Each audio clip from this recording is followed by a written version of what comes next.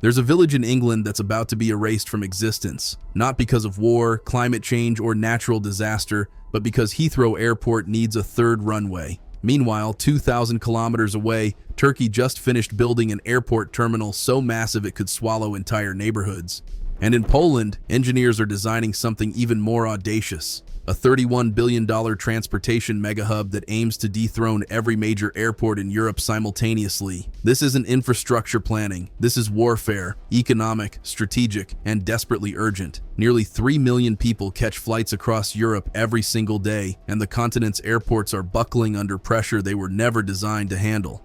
Many were built decades ago for passenger volumes a fraction of today's reality, and now they're operating at capacity limits that make delays, cancellations, and chaos inevitable. But here's what makes this moment genuinely explosive. Multiple nations have decided simultaneously that their airport will become Europe's undisputed aviation hub, and they're willing to demolish villages, spend tens of billions, and fundamentally reshape their infrastructure to make it happen. Heathrow currently holds the crown as Europe's busiest airport, serving a record 84 million passengers last year, but it's operating at 99% capacity with only 2 runways, and its expansion plans require destroying homes and burying a major motorway underground. Frankfurt is methodically building a stunning new terminal that could shift Germany into pole position.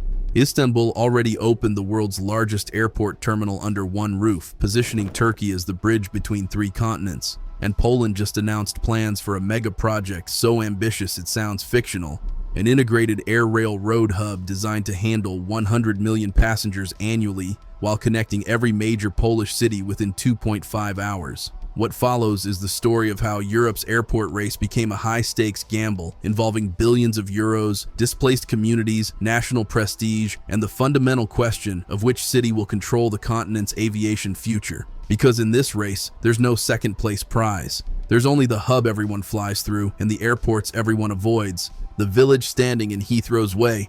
Heathrow Airport in the United Kingdom currently holds the title of Europe's busiest airport, and the statistics back up that claim impressively. Last year alone, it served 84 million passengers. But here's the problem that keeps airport executives awake at night. Heathrow operates with only 2 runways and is currently functioning at 99% capacity. That's not a comfortable margin. That's a ticking time bomb. If nothing changes, Heathrow risks losing its top position to either Charles de Gaulle in France or Frankfurt Airport in Germany. The threat is real, imminent, and existential for Britain's aviation dominance. Assessing this precarious situation, Heathrow's owners are planning to invest £10 billion by 2031. The expansion plan includes extending the airport footprint by the equivalent of 10 football pitches, which would allow Heathrow to accommodate an additional 10 million passengers annually. For anyone who travels through Heathrow regularly, the need for expansion is obvious. The airport feels perpetually overcrowded, terminals are congested, and delays are routine. But here's where the plan becomes genuinely controversial. In January 2025, the government invited Heathrow to submit proposals for a third runway. On the surface, this seems logical. Just add another runway like countless other airports have done.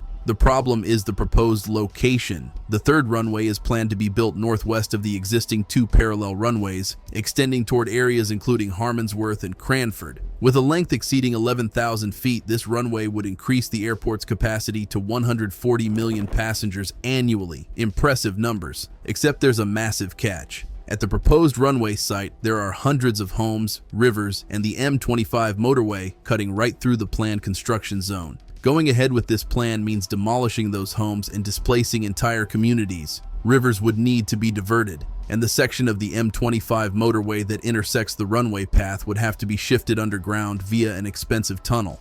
Additionally, Heathrow plans to demolish the building previously used as Terminal 1, extend Terminal 2, and construct a new southern access road tunnel. To fund this colossal undertaking, Heathrow has proposed increasing passenger fees from an average of £28 to £33 by 2027. Airlines are already furious about this decision, arguing that Heathrow is already one of the world's most expensive airports.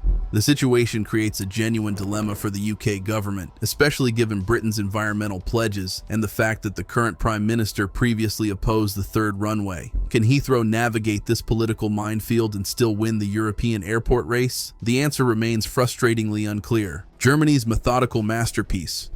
While Britain wrestles with political complications, Germany is taking a characteristically methodical approach. Frankfurt Airport, located in the financial heart of Germany, is the nation's busiest airport. boasting a capacity of 65 million annual passengers. In 2024, it nearly reached that limit, welcoming 61 million travelers. This near-capacity performance served as a wake-up call for airport authorities, who promptly rolled out an expansion plan that showcases German engineering at its finest. Currently, Frankfurt operates two main passenger terminals, Terminal 1 and Terminal 2, along with a smaller dedicated first-class terminal operated exclusively by Lufthansa. The expansion centers on Terminal 3, currently under construction on the southern side of the airport complex. Terminal 3 is designed to significantly increase capacity by accommodating up to 19 million additional passengers annually. It will feature 3 piers, G, H, and J, with a total of 75 new aircraft stands. The design by Professor Christoph Meckler was selected from 45 competing architectural proposals, and it's genuinely stunning. Frankfurt Airport already operates 4 runways arranged in a configuration that ensures each one is independent from the others, meaning flights can take off and land simultaneously without interference.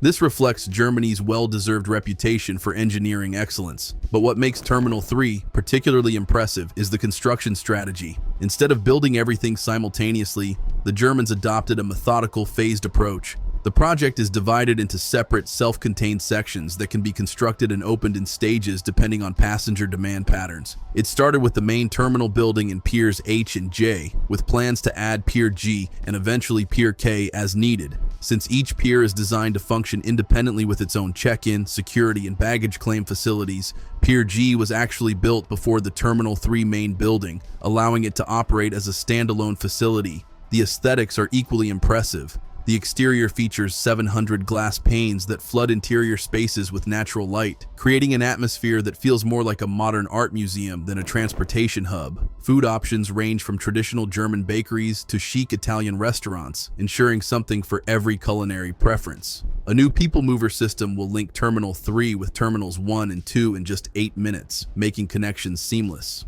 The first gates are scheduled to open in 2026, and with sleek design, fast connections, and excellent amenities, Terminal 3 might actually become an airport people want to spend time in rather than rush through. The airport Turkey built from scratch.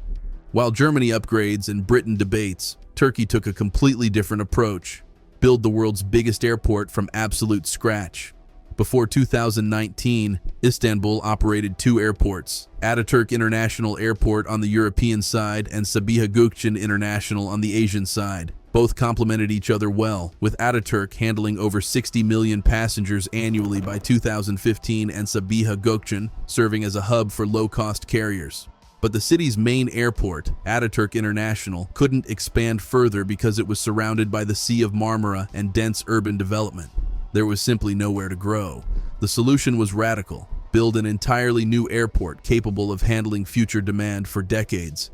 Enter Istanbul New Airport, located approximately 40 kilometers northwest of Istanbul's city center, currently operating with a single massive terminal building serving both domestic and international flights. This terminal is recognized as the largest in the world under one roof. It's divided into several concourses, 4 for international flights, with Concourse G and parts of F serving domestic routes. Upon completion in 2028, the airport will feature 6 runways and handle a staggering 200 million passengers annually. To put that in perspective, the world's busiest airport, Hartsfield-Jackson, Atlanta, served a maximum of 108 million passengers, exactly half of Istanbul's projected capacity.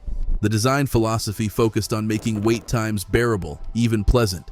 The design team at Grimshaw drew inspiration from Turkey's Byzantine architectural heritage. The airport feels like one vast courtyard, with roof curves imitating the flying action of birds, a deliberate nod to aviation itself. Circular skylights within the metallic framework allow sunlight to reach even the lowest levels of the complex. The terminal is organized to give passengers a coherent transition from landside to airside, arranged over 2.5 levels with a generous central hall. Despite its enormous size, the simplicity of organization and ease of navigation make it surprisingly intuitive. The airport also features one of the world's biggest duty-free zones, operated by Unifree Duty Free, with nearly 1,000 luxury brands valued at over $200 million. True to its ambition, Istanbul Airport now serves 350 domestic and international destinations, plans, functioning as a major global hub connecting Europe, Asia, and Africa. In 2021, it was recognized as the best airport in Europe by Airports Council International. As for the old Ataturk Airport, it still exists but no longer serves passenger traffic. It now handles cargo flights and occasional VIP operations. France's unexpected retreat. While Istanbul's ambition is remarkable and Poland prepares something even bigger, France took a completely opposite approach that shocked the aviation industry. Instead of expanding its largest airport with a flashy €9 billion terminal, France scrapped the plan entirely. 5 airports serve Paris, but Charles de Gaulle, CDG, is by far the largest, consistently ranking as Europe's second busiest airport. In 2024 alone, it welcomed 70 million passengers. Located approximately 23 kilometers northeast of Paris, it's not exactly close to the city center or the Eiffel Tower, but it effectively serves as the primary international gateway to France. With steadily rising traffic and no major new developments, the airport risks stagnating at 88 million passengers annually by 2035. Airport operator ADP rolled out an expansion plan in 2014 that seemed logical. Build a 4th terminal costing between 7 to 9 billion euros that would allow CDG to handle an additional 40 million passengers. The cost seemed justified by the capacity increase. Then the COVID-19 pandemic struck, sharply decreasing aviation traffic and making a brand new terminal seem unnecessary. France decided to scrap the mega terminal and instead adopt a modular approach, adding structures gradually over time, new boarding lounges, improved rail and metro connections, rather than one massive construction project. This conservative strategy stands in stark contrast to what's happening elsewhere in Europe. Poland's $31 billion gamble. And then there's Poland, which isn't just building an airport, it's attempting to create Europe's ultimate transportation hub in one audacious mega project. Known as the Central Communication Port, this is Poland's largest and most ambitious infrastructure undertaking, with a price tag of 31 billion euros. The hub combines air, rail, and road transport in an integrated network designed to position Poland as the connector between Europe's north and south. The airport is strategically located approximately 37 to 40 kilometers southwest of Warsaw, covering about 3,000 hectares. It will serve as a central node connecting Poland's major cities and international corridors. The Polish government is building not just an airport, but an airport with integrated metro and highway connections, every mode of transport under one roof. The airport is designed to handle 34 to 40 million passengers annually initially, with plans to expand capacity to 100 million. Poland spared no expense, hiring renowned Foster Plus partners to design the terminal, which features a distinctive woven roof design symbolizing natural light, spatial clarity, and passenger comfort. A high-speed rail network will be integrated directly with the airport, connecting it to most Polish cities within 2.5 hours. There are even plans for high-speed rail links to Frankfurt and Berlin, making this a genuinely international hub. Construction is planned to begin in 2026, with the airport opening targeted for 2032. So here's what's actually happening while most travelers simply book the cheapest flight. Europe's major nations are engaged in an infrastructure arms race where billions of euros, national prestige, and economic futures are at stake. Heathrow wants to demolish a village to stay competitive. Frankfurt is methodically building what might be Europe's most beautiful terminal. Istanbul already opened the world's largest airport under one roof. France decided mega projects aren't worth the cost. And Poland is betting 31 billion euros that it can build a transportation hub so comprehensive it makes everyone else's airports look outdated.